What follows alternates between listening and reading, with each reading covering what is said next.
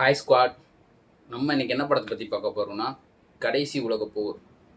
நம்ம ஆதியனோட நடிப்பில் வெளியே வந்த கடைசி உலகப் போர் படத்தை பற்றி தான் பார்க்க போகிறோம். படத்தோட கதைன்னு எடுத்துக்கிட்டதை விட ஆதியனை கொண்டு போன விஷயம் உண்மையிலே கடைசி உலகப் போர் ஒரு நடந்துச்சுன்னா மக்கள் என்ன மாதிரி மனநிலையில் இருப்பாங்க, அவங்களுக்கு என்ன மாதிரி விஷயம் நடக்கும்.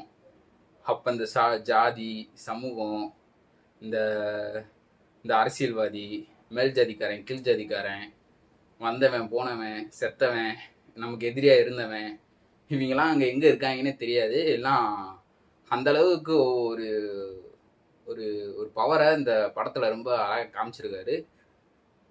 படத்தில் நம்ம சதுரங்கை வேட்டை நம்ம ஹீரோ நொறுக்கி விட்டாரு.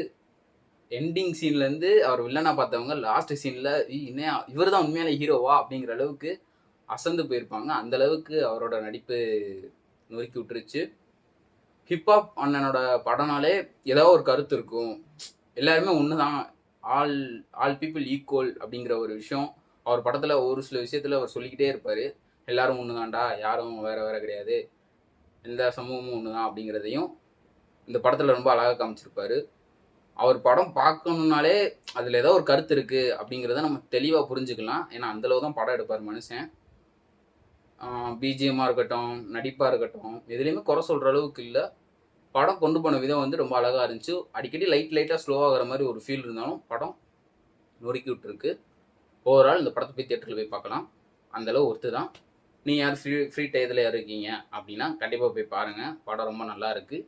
ஒர்த்து. நெக்ஸ்ட் வீடியோவில் அப்புறமா பார்க்கலாம். பாய்.